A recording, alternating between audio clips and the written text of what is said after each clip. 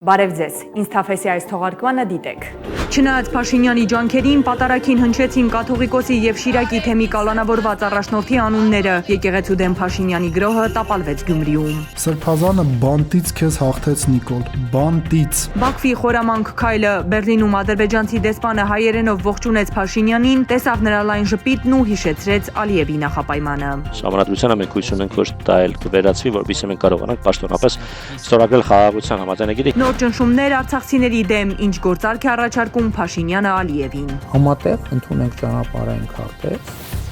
այս երկու թեմաները զուգահեռ փակելու ուղղությամբ։ ԱԾ տնօրենի եւ գլխավոր դատախազի միջև սիրային կապի մասին գրելուց հետո ծեծել են ընդդիմադիր գործիչ Միհրան Հակոբյանին։ Քանի հոգի էին։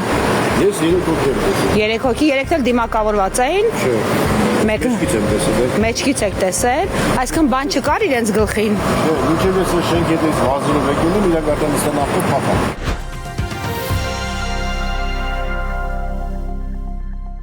Մայրաթոր Սուրբ Էջմիածին այս շաբաթ դեկտեմբերի 10-ից 12-ն ընկած ժամանակահատվածում հրավիրած եպիսկոպոսատ ժողովը, որի ժամանակ նախատեսված էր քննարկել եկեղեցու շուրջ վերջին զարգացումները եւ ներեկեղեցական կյանքին առնչվող հարցեր, հետաձգեց։ Ամենայն հայոց կաթողիկոսի հրավիրած եպիսկոպոսների ժողովը հետաձգվեց Գյումրիում դեկտեմբերի 7-ին տեղի ունեցած Փաշինյանի տապալված կեղծ պատարագից հետո։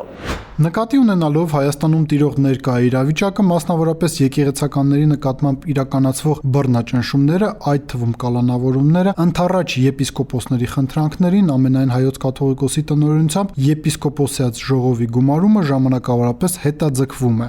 Եպիսկոպոսների ժողովը հետաձգելու Մայրաթորի որոշումը տարբեր կարծիքների տեղիք տվեց։ Վեհափառ հայրապետը կայացրեց իմաստուն որոշում առժամանակ հետաձգելու եպիսկոպոսյաց ժողովը։ Օկուպացիոն ռեժիմն այս վերջին օրերին ցույց տվեց, որ պատրաստ է ամենայն նենգության ուղղափառ եպիսկոպոսներին մեկուսացնելու համար ժողովին նրանց մասնակցությունը թույլ չտալու նպատակով։ Քանի որ եկեղեցականների նկատմամբ իրականացվող բռնաճնշումները, կալանավորումները նոր չեն սկիզբ առել, ոչ էլ եպիսկոպոսական ժողովի հետաձգմամբ վերացվելու են, ուստի կարծում եմ, որ ժողովի հետաձգումը դրսի կենտրոններից մեկի հորդորի հետևանքն է։ Նման կենտրոնները 3-ն են, չեմ կարող ենթադրել, թե այն որտեղից է եղել։ Մայրաթորը դեռ չի տեղեկացրել, թե երբ է տեղի ունենալու հետաձգված եպիսկոպոսատ ժողովը, որի ժամանակ քննարկվելու է եկեղեցու շուրջ զարգացումները։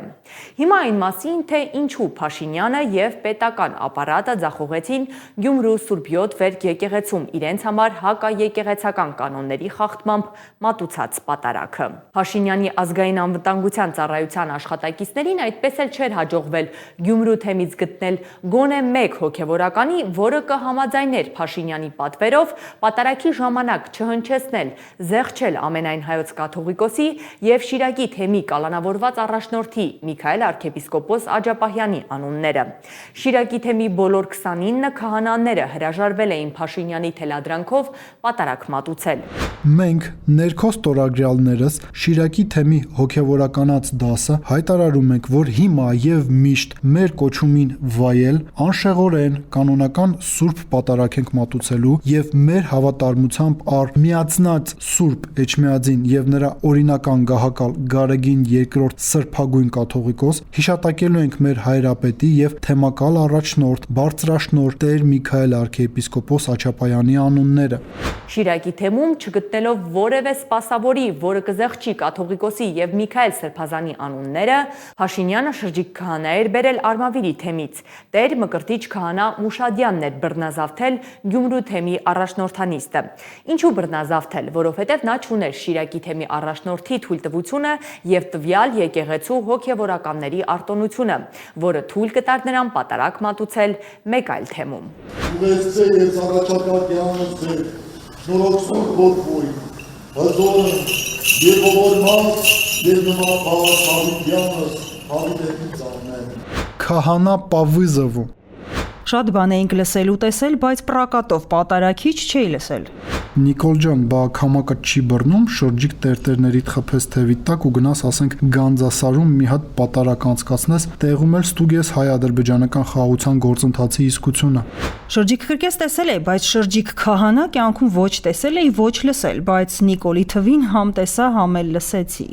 Փաշինյանի իր կաբինետի անդամների եւ մյուս ԿՊԱ-ականների համար կեղծ պատարակը մատուցում էին նաեւ հակաեկեղեցական արշավին միացած Արմավիրի, Մասյացոտնի, Բալթյան երկրների հայոց թեմերի առաջնորդները եւ Արարատյան հայրապետական թեմի առաջնորդական փոխանորդ Տեր Նավասարդ arczepiskopos Կճոյանը։ Հատկապես վերջինի շուրջ սոցցանցերում ակտիվ քննարկումներ էին գնում, որովհետև Կճոյանը տարիներ շարունակ վարկաբեկել է եկեղեցին, նրա անունը կապված է եղել օֆշորային սկանդալի հետ, նա աչքի է ընկել իր թանկարժեք Բենթլիով, որի համար նույնիսկ ժամանակին քննադատվել էր անձամբ Փաշինյանի կողմից, բայց այսօր արդեն եկեղեցին ամենաշատը վարկաբեկած այս հոգևորականը սեղմում է Փաշինյանի ձեռքը եւ եկեղեցու կանոնները խախտելով պատարակ մատուցում Փաշինյանի համար։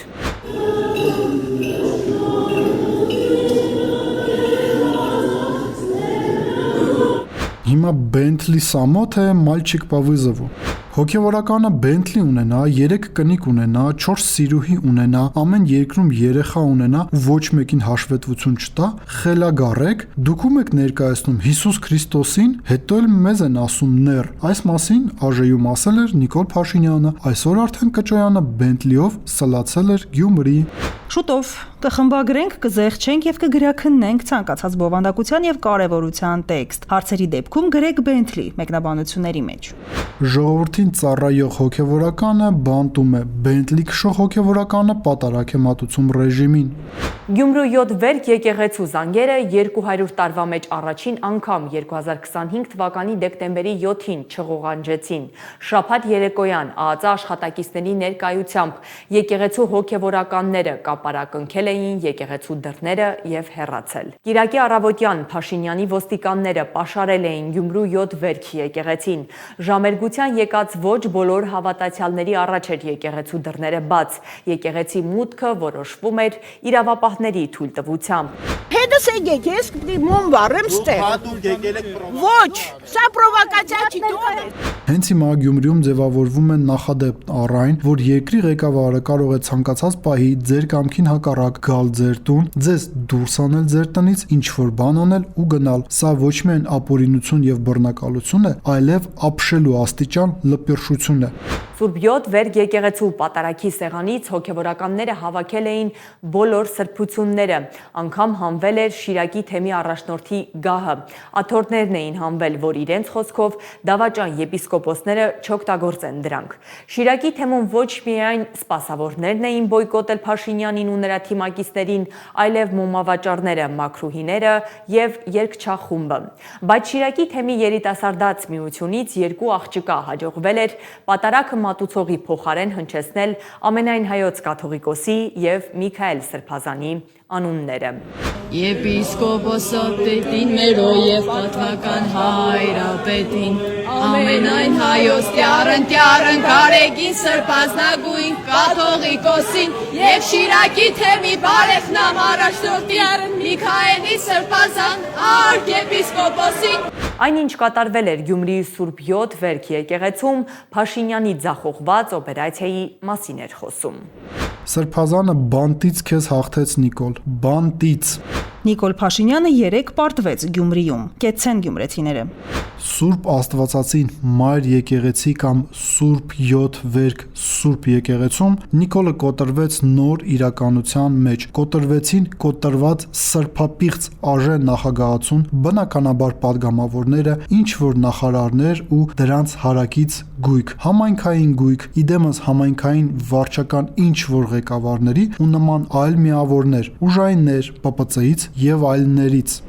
Միքայել Սրբազանը անգամ բանտից ապացուցեց, որ համազգային առաջնորդ է, Աստված օգնական Սրբազան հայր եւ Կիլիկիայի հայոց թագի ուղիղ ժառանգ։ Նիկոլ, իրենք քեզ արդեն հաղթել են։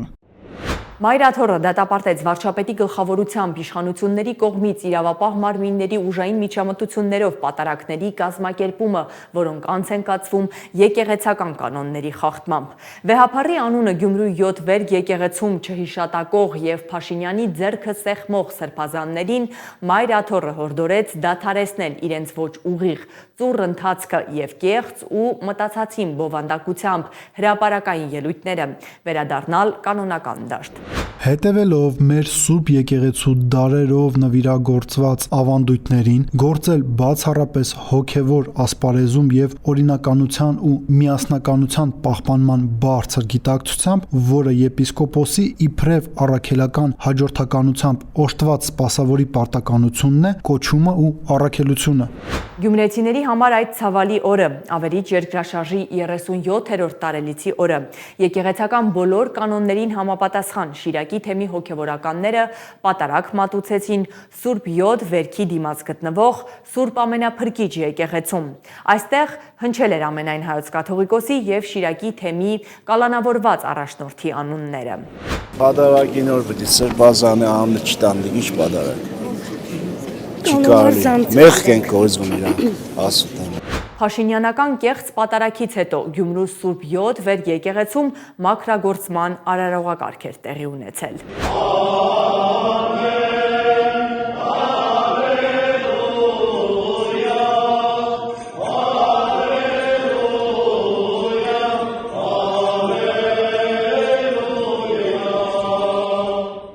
Գյումրիում տեղի ունեցած իրադարձություններից հետո Փաշինյանը Facebook-յան իր էջում սկանդալային հայտարարություն արեց։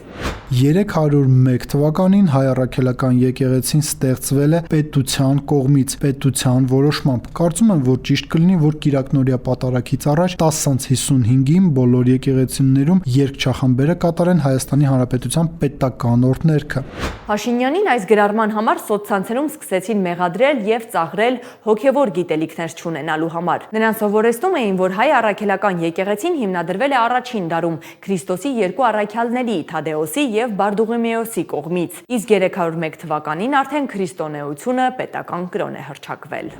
Այդ հոգեկան հիվանդ մալին ասեք, որ հայ եկեղեցին ստեղծվել է Հիսուս Քրիստոսի իր առաքյալներ Թադեոսի եւ Բարդուղիմեոսի միջոցով։ Նենց էլ տպավորությունա ստեղծում, կարծես ինքը Տրթատ մեծի թոռն է ու իր պապու շնորհիվ ու ադարժենիներով է ստեղծվել։ Մալ 301 թվի պետական հիմնաբեր երկենք։ Եթե կրթությունը քեզ համար արժեք լիներ, այլ ոչ թե նորաձև, ապա կիմանայիր, որ եկեղեցին երբեք չի ստեղծվել պետության կողմից։ Հայ առաքելական եկեղեցու ստեղծողը պետությունը չէ, որևէ պետություն չի կարող ոչ փաստացի, ոչ իրավաբանորեն ստեղծել կամ լուծարել հայ եկեղեցին։ Եկեղեցու գոյաբանական հիմքերը աստվածահաստատ են, իսկ իրավական հիմքերը առաքելադիր հիմնադրված Թադեոս եւ Բաղդուղիմեոս առաքյալների կողմից։ Տրթատ բեին հայ եկեղեցու հիմնադիր դիտարկելով ձևախեղում ենք եկեղեցու առաքելահաստատ ավանդույթը, ստվեր գցում քրիստոնեական աշխարհում նրա լեգիտիմության վրա։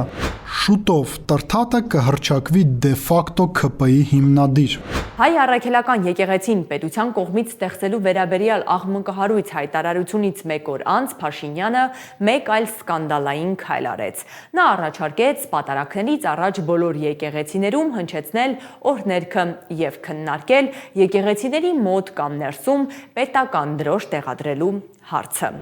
Պատարակից առաջ պետական օրհներգի հնչեցնելը կարձանագրի կապը վերին եւ ներքին պետությունների միջև։ Այս հայտարարությունների համար Փաշինյանին մեղադրում էին եկեղեցու գործերին միջամտելու մեջ։ Ես առաջարկում եմ, քանի Հայաստանի վարչապետը Նիկոլ Փաշինյանն է, կառավարության նիստերը սկսեն նամազով։ Իսկ Հայաստանի Հանրապետության կառավարությունն ու խորհրդարանը պատրաստ են տերունական աղոթքով սկսել նիստերը։ Քրիստոսի պատկերներն էլ փոխենք Նիկոլի նկարներով։ Հետխորհրդային տարածքում ամենուրեք նրանք միջամտում են ներքին գործերին եւ նույն մեթոդներով բաժանում հասարակությունները, բայց ակնհայտ է, որ սրանով չեն սահմանափակվելու ու Հայաստանում կայանալիք ընտրություններին կփորձեն կրկնել այն, ինչ արեցին Մոլդովայում եւ Ռումինիայում։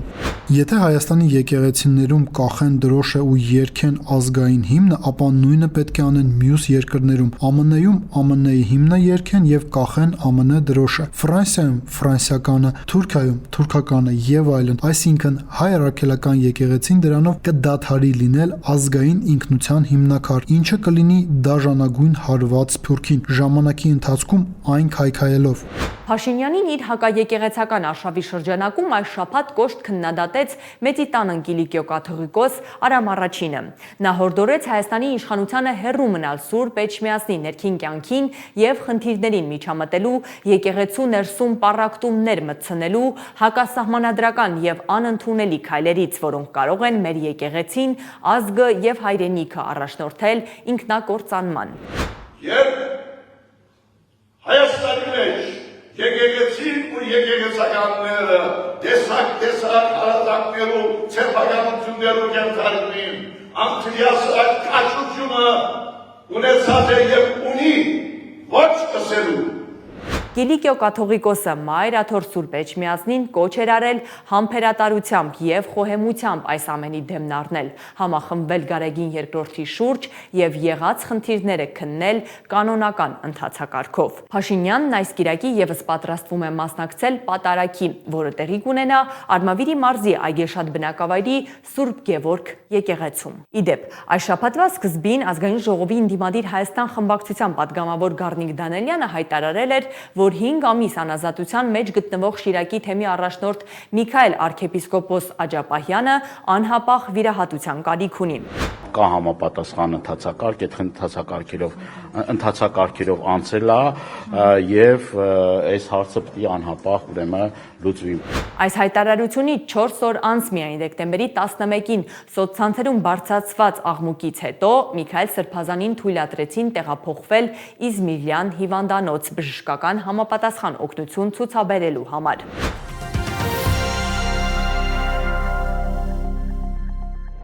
Գերմանիա կատարած այցի ժամանակ Փաշինյանը եւս մեկ անգամ Բաքվին ուղիղ տեքստով ասաց, որ կփոխի Հայաստանի սահմանադրությունը, եթե սահմանադրական դատարանը հակասահմանադրական ճանաչի այսպես կոչված խաղաղության համաձայնագիրը, որը ստորագրելու համար Ալիևը Փաշինյանի առաջ պայման է դրել փոխել Հայաստանի մայրօրենքը, որում իբրև թե տարածքային պահանջ կա Ադրբեջանի նկատմամբ։ Ալիևը պահանջում է սահմանադրության նախաբանից հեռացնել անկախության հռչակագրին հղումը, որտեղ Հայաստանի եւ Լեռնային Ղարաբաղի միավորման մասին հիշատակում կա։ Եթե սահմանադրական դատարանը որոշի, որ այն ամբողջովին համապատասխանում է մեր սահմանադրությանը, ապա խոչընդոտ չկա, որ դա վավերացվի, այդ համաձայնագիրը վավերացվի եւ երբ այն վավերացվի, մեր սահմանադրության համաձայն այն ստանա բարձրագույն իրավական ուժը մեր երկրում։ Ես հրապարակավ ասել եմ, որ եթե մեր սահմանադրական դատարանը մնում է դատարան, եթե միգուցե որոշի, որ այն չի համապատասխանում մեր սահմանադրությանը, ես արդեն հրապարակավ ասել եմ, որ անձամբ ես կնախաձեռնեմ սահմանադրական փոփոխություններ։ Ու անգամ Փաշինյանի այս վստահեցումից հետո ադրբեջանական կողմը չզլացավ կրկնել Ալիևի նախապայմանը։ Բերլինում արտաքին հարաբերությունների գերմանական ընկերակցությունում Փաշինյանի հետ այդ նույն հանդիպմանը ներկա Գերմանիայում Ադրբեջանի դեսպանը, ուշադրություն դեսպանը, որը Փաշինյանի կարգավիճակի պաշտոնյա չէ, վերապահեց իրեն Հայաստանի վարչապետին հիշեցնել, որ նա դեռ տնային աշխատանք ունի կատարելու, այլապես խաղաղության համաձայնագիրը չի կնքվի։ Ինչ վերաբերում է վերջին խոչընդոտին, սահմանադրությանը մենք հույս ունենք, որ դա էլ կվերացվի, որպեսզի մենք կարողանանք պաշտոնապես ստորագրել խաղաղության համաձայնագիրը։ Փաշինյանը, որն ավելի վաղ հայտարարել էր, թե ինքը չի մեկնաբանում եւ պարտավոր չէ հետևել օրինակ Ռուսաստանի արտգործնախարարության պաշտոնական ներկայացուցչի հայտարարություններին, քանի որ ինքը համագործակցում է Ռուսաստանի նախագահի եւ վարչապետի հետ, Բերլինում արդեն ոչ միայն պատասխանեց Բաքվի դեսպանի իրեն ուղված հիշեցմանը, այլև ջերմ արձագանքեց Գերմանիայում Ադրբեջանի դեսպանին, երբ նա դիվանագիտական ժեստ էր արել եւ Փաշինյանին ողջունել հայերենով։ Բարի գալուս Գերմանիա, Mr. Prime Minister. Welcome to Germany. Բարի գալուս Գերմանիա, պարոն վարչապետ։ Սոցցանցերի հայկական տիրույթում դիվանագիտական այս ժեստը, որը Բաքվի հատուկ նպատակաուղղված քաղաքականությունն էր, Փաշինյանի Բերլին այցի թերևս ամենակննարկված մասն էր։ Վերջապես Նիկոլի երազանքն իրականություն դարձավ։ Ադրբեջանցիները նրա հետ հայերեն են խոսում։ Ի պատասխան, երբ Ալիևը ժամանի Երևան, Նիկոլը նրան սալամ ալեյքումով է դիմելու։ Արցախը հանձնեցին հազարավոր զոհեր արցախցիների ցեղասպանություն, իսկ ՔՊ-ի ղեկավարը քիրվայություն է սկսել ադրբեջանցիների հետ։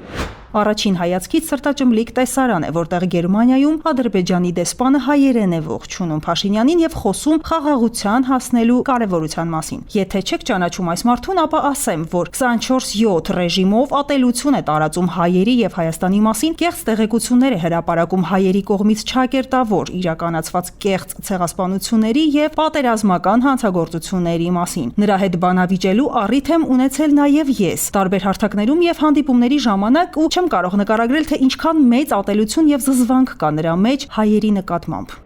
Հայրենակիցն է ողջունել, մի քանի կեղծավոր խոսք եւ երկնքում է ոչիլը։ Մյուսներն էլ բերանները բաց ապշահար նայում են։ Բաքվի դեսպանին Փաշինյանն իր լայն ժպիտը ցույց տալու փոխարեն ըստ միջազգայնագետ Գրիգոր Բալասանյանի պետք է կոշտ արձագանքեր։ Նախ առաջինը պետք է շեշտվեր, որ դեսպանը չէ, որ պետք է հիշեցնի Հայաստանի ղեկավարին, թե ինքը ինչ պետք է անի,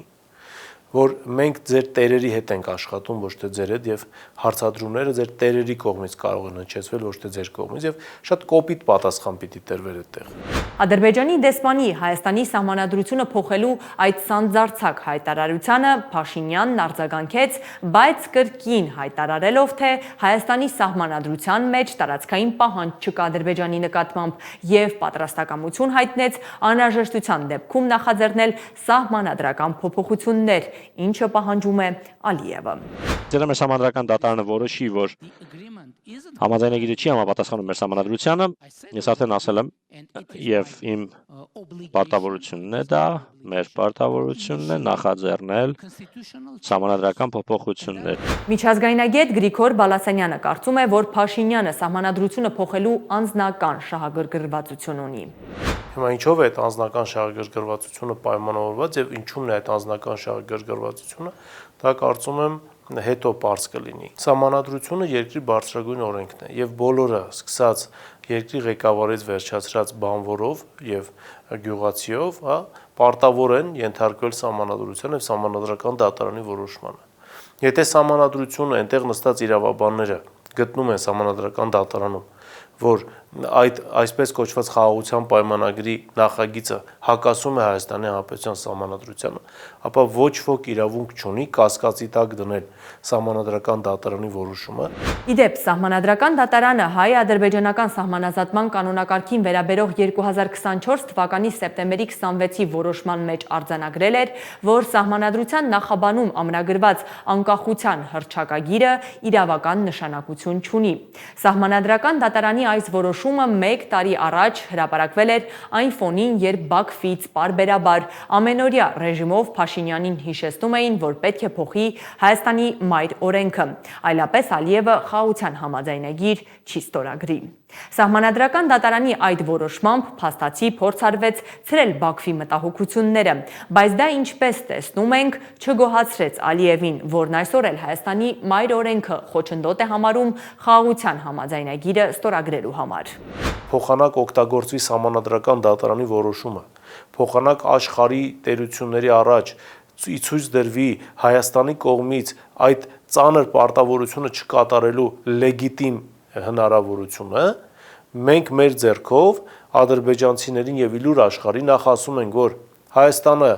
պարոն Մերձ ժողովրդավարական երկիր չէ, եթե Հայաստանի ղեկավարը փորձում է իրեն վերդասել սահմանադրությունից։ Եվ երկրորդ, Հայաստանի վրա գործադրվում է ճնշում եւ այս պարագայում Հայաստանը առհասարակ դուրս է գալիս բանակցային գործընթացից պարոն Տրամփ։ Եվ դրանից բխող հետևանքներով Տրամփի ուղի, Տրամփի մայրուղի եւ այլն բոլորը դրվում է կասկածի տակ, քանի դեռ դուք Ադրբեջանին պարոնայք եվրոպացի պաշտոնյաներ կարգի չեք հրավիրում։ Փաշինյանի արդարադատության նախարարությունը նոր սահմանադրություն է գրում։ Նախարար Սրփուհի Գալյանը հայտարարել է, որ նոր մայր օրենքի տեքստը պետք է պատրաստ լինի մարտ ամսին, իսկ թե ինչ հիմնական փոփոխություններ են նախատեսվում սահմանադրությունում, նախարարը շատ մանրամասներ չի հայտնում։ Ինքը Փաշինյանը արդեն հայտարարել է, որ նոր սահմանադրության տեքստում չպետք է լինի հղում անկախության հռչակագրին։ Բայց էլի ուզում եմ ասել, որոշողը Հայաստանի Հանրապետության ժողովուրդն է, իհարկե փաստարկներ կողմ եւ դեմ փաստարկներ բերողը քաղաքական ուժերն են, քաղաքական առաջնորդը։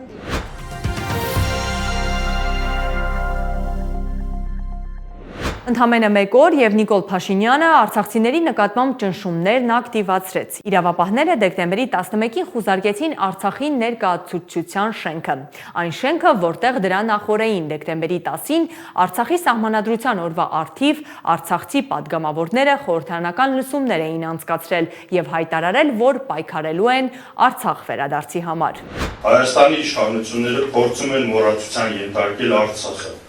Այնուհանդերձ մենք չենք մոռանալու Արցախը։ Արտաքին քաղաքական օրակարգից հանում են իրենց հայրենակիցների իրավունքների պաշտպանությունը։ Մենք պարտավոր ենք ընդդիմանալ այդ մոտեցմանը։ Մեր մտորումների եւ գործողությունների առանցքը լինելու է մեր իրավունքների վերականգնումը եւ մեր ժողովրդի անվտանգ վերադարձը Արցախ, այլևս երբեք թույլ չտալու համար աղետի կրկնությունը։ Այս հայտարարությունն է, որ Գերմանիայում պաշտոնական այցով գտնվող Հայաստանի վարչապետին նյարդայնացրել ու ըստ Արցախի նախկին պետնախարարի ռեպրեսիաների էր դրդել։ Վաղուց Արցախի պետական ինստիտուտների հանդեպ, այդ թվում այս շենքի հանդեպ որպես ինստիտուտներին ներկայացնող շենք, հետապնդումները ակտիվ են եղել, ուղղակի երեկվա լսումները խորհրդարանական լրացուցիչ առիթ են եղել, որ պետք է նոր խուզարկություններ լինեն։ Արցախի ներկայացուցչությունում 5 ժամ տևած խուզարկությունից քննչական կոմիտեն մանրամասներ չի հայտնել։ Փաստաբան Ռոման Երիցյանն է հայտնել, որ խուզարկությունը կատարվել է ենթադրյալ տնտեսական հանցագործության վերաբերյալ դեռ 2025 թվականի հունիսին նախաձեռնված քրեական վարույթի շրջանակում, բայց տեղի ունեցածը արցախցիների պնդմամբ քաղաքական հետապնդում է։ Արցախի ներկայացուցչությունում դեկտեմբերի 10-ին տեղի ունեցած խորհրդարանական լսումներով պայմանավորված։ Հենց այսօրվա կատարվող խուզարկությունը չի կարող ուղղակի չի կարող, չգիտեմ, պատահականություն լինել, որ խուզարկությունը կատարվում է հենց այսօր։ Ըստ դատարանի որոշման խուզարկությունը կարող է կատարվել մինչև դեկտեմբերի 15-ն ընկած ժամանակահատվածը, որ անմիջապես հաջորդել է Արցախի հանրապետության սահմանադրության օրվա առթիվ հրավիրված լսումներին, կարծում եմ բոլորդ կրահում եք, որ պատահականություն չէ։ Որոշման մեջ արծածել Սամվել Կարապետյանի նկատմամբ իրականացվող քրեական հետապնդումը հասկանալի պայմաններով պայմանավորված, կարծում եմ եւս բոլորը տալիս եք դրան տրամաբանական գնահատական։ Սա ես ավելի քան վստահ եմ, որ սա այն արշավի շարունակությունն է, որ իրականացում է Արցախի հանրապետության ներկայացության շենքի նկատմամբ։ Արդեն Համբուրգում Փաշինյանը արձագանքեց Երևանում իր բացակայության պայմաններում Արցախ վերադարձի մասին արցախցիների հայտարարություններին կրկնելով վերադարձի թեման վտանգավոր է, որովհետև ըստ Փաշինյանի, որքան Հայաստանում շատ են խոսում արցախցիների վերադարձի մասին, այնքան Բաքվում շատ են խոսում ադրբեջանցիների Հայաստան վերադարձի մասին։ Արցախցիների վերադարձի հարցը փակելու համար Փաշինյանը Համբուրգից առաջարկ արեց Ալիևին։ Առաջարկում եմ, որ մենք համատեղ ընդունենք ճանապարհային քարտեզ, այս երկու թեմաները զուգահեռ փակելու ուղղությամբ։ Որտեւ ես արդեն ասել եմ բաց հրապարակային, ես մեր Ղարաբաղի ժողովրդին եմ ասել, որովհետեւ ասում են, բա պիտի վերադառնանք, ես ասել եմ դա իրատեսական չի։ Փաշինյանի այս հայտարարությանը արձագանքեց Հայաստանի նախկին արտգործնախարար Վարդան Օսկանյանը։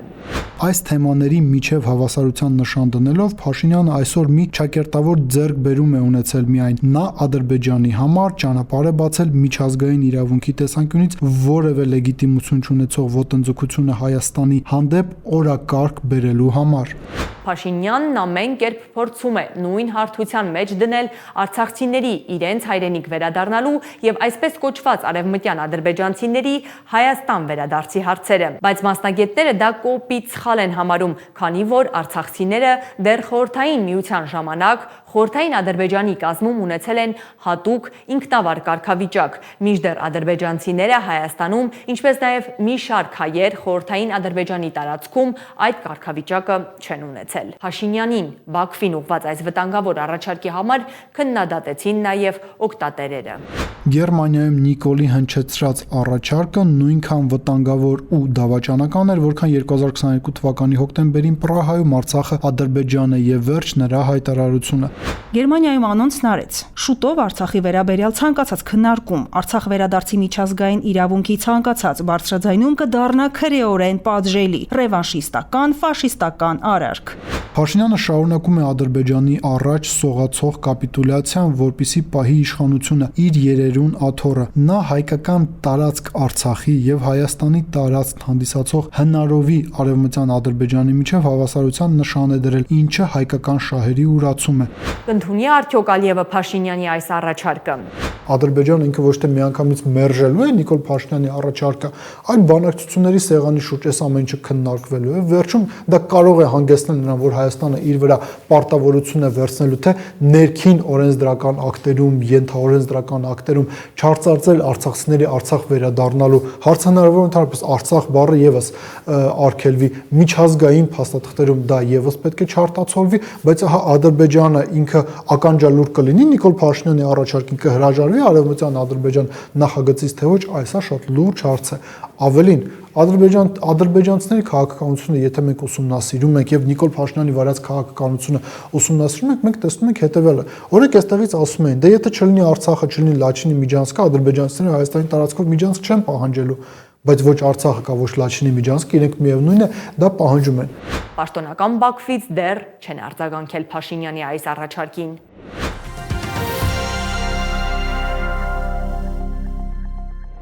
Ազգային անվտանգության ծառայության տնօրենը եւ գլխավոր դատախազը հայտնվել են սկանդալի կենտրոնում։ Մամուլը գրում է նրանց միջև սիրային կապի մասին, որի վերաբերյալ առաջինը բարձրաձայնել է նախկին падգամավոր ընդդիմադիր գործիչ Միհրան Հակոբյանը, ինչի համար էլ ըստ լրատվամիջոցների նրան օրեր առաջ ծեծել են։ Դուք եք առաջին օգնությունը ցույց տվել, քանի հոգի էին։ Ես 3 հոգի եմ տեսել։ 3 հոգի, 3-ն էլ դիմակավորված էին։ Չէ։ Մեջքից եմ տեսել։ Մեջքից եք տեսել, այսինքն բան չկար իրենց գլխին։ Չէ, մինչև ես շենք հետից վազելով եկել եմ, իրականության ապա փախա։ Դեպքը տեղի էր ունեցել դեկտեմբերի 8-ին, կեսօրին Դալ Մամոլի մոտ, հարձակվել էին նախկին падգամավորի վրա ու ծեծել նրան։ Միհրան Հակոբյանը մարմնական վնասվածքներով տեղափոխվել էր Իզմիրլյան բժշկական կենտրոն, նա արդեն դուրս է գրվել։ Քթի կոտրվածք է ստացել եւ նաեւ հարվածներ գլխին, որի հետևանքները այս պայն չգիտենք։ Քննչական կոմիտեն միայն հայտնել է, որ ծեծի դեպքով նախաձեռնվել է քրեական վարույթ մի խումբ անձանց կողմից խուլիգանական դրդումներով, առողջությանը միջին ծանրության վնաս պատճառելու հատկանիշներով։ Արդեն դեկտեմբերի 12-ին ոստիկանները ձերբակալել են 4 անձանց, որոնք կասկածվում են Միհրան Հակոբյանին ծեծելու մեջ։ Նրանք ներկայացվել են քննչական կոմիտե։ Մինչ մամուլը կգրեր, թե ով է պատվիրել Միհրան Հակոբյանի ծեծը, սոցցանցերում Հակոբյանին ճանաչող մարդիկ տեղի ունեցածը կապում էին նրա քաղաքական գործունեության հետ։ Միհրանը որևէ մեկի հետ անձնական, կենցաղային խնդիր, թշնամություն չի ունեցել։ Ակնհայտորեն տեղի ունեցած վայրագությունը կապված է իր հանրային խոսքի հնչեցրած քաղաքական գնահատականների հետ, որին ի պատասխան խուժանապետությանը հարիր գործիքակազմ է աշխատել։ Միհրանի ծեծի պատվիրատուն հաստատ տնտեսական կամ կենցաղային մոտիվացիա չունի։ Ոչ էլ այդ ջահելներն են Միհրանին ճանաչել, որ իմանան ով է։ Միհրանը քաղաքական վերլուծություն է անում, ինչը միայն կխոցեր կամ առնվազն տհաճ կլիներ իշխանությանը։ Մնում է հասկանալ իշխանությունն ինչու պիտի Միհրան Հակոբյանին ընտրեր որպես օրինակ։ Միհրան Հակոբյանի ծեծի դեպքից մեկ օր անց արդեն լրատվամիջոցներից հրապարակը գրեց, որ նախկին падգամավորին ծեծելու պատվերն իջեցրել է ազգային անվտանգության ծառայության տնօրեն Անդրանիկ Սիմոնյանը։ Միհրան Հակոբյանը օրերս Facebook-յան գրառում էր առել, թե ԱԱԾ տնօրեն Անդրանիկ Սիմոնյանը եւ գլխավոր դատախազ Վարդապետյանը կապված են միմյանց հետ։ Ժամեր անց Հակոբյանը հեռացրել էր գրառումը, բայց ոմանք սկրիններ են պահպանել, իսկ ԱԱԾ տնօրենն էլ ենթադրաբար իր սրտի դավթարում է այն պահել եւ որոշել է անպատիժ չթողնել, քանի որ նա ամուսնացած է եւ այդ գրառումը ըստ Telegram-յան ալիքների դարձել է ընտանեկան սկանդալի պատճառ։ Այս հրապարակումից մեկ օր անց այդ նույն լրատվամիջոցը շրջանառեց մեկ այլ տեղեկություն, թե Միհրան Հակոբյանի ծեծի պատմությունից հնարավոր է տուժի գլխավոր դատախազ Աննա Վարդապետյանը եւ քննարկվի նրա պաշտոնանկության հարցը։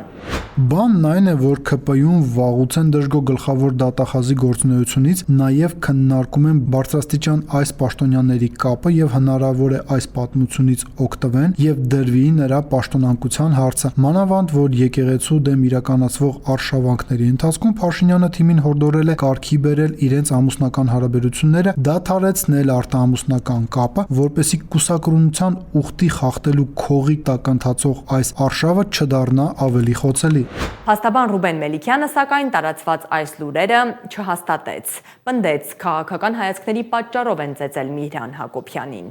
Որևէ այլ պատճառ չենք տեսնում այստեղ, քան քաղաքական գործունեության պայմանավորված հաշվեհարդար։ Ոչ գլխավոր դատախազությունից, ոչ էլ ԱԱԾ-ից չեն արձագանքել ԱԱԾ տնօրենի եւ գլխավոր դատախազի միջև սիրային կապի վերաբերյալ լուրերին։ Այդ մասին սոցցանցերի իր էջում գրած, ապա գրառումը հեռացրած Միհրան Հակոբյանն էլ տարածված լուրերին չի արձագանքել։ Նախկին падգամավորը իրեն ծեծի ենթարկելուց հետո Facebook-ում ակնարկել է միայն, որ իր հետ տեղի ունեցածը իշխանության կազմակերպածն է։ Լավ, ենթադրենք դիկտատուրայի վերածված Նիկոլի ռեժիմը չէ այս ամենը կազմակերպել, բա ով է կազմակերպել, այլ մոլորակայինները, թե ասենք մի ոտանի սև սատանան։ Եթե կատարվածը ավտորիտար դիկտատուրան չի բացահայտում, ուրեմն հենց ինքն է կազմակերպել։ Պարզագույն տրամաբանությունն անգամ հուշում է, որ այլ տարբերակ բնության մեջ գոյություն չունի։ Ինձ թավեսի այս թողարկման համար առանձնացրել էինք այսքանը։ Շնորհակալություն։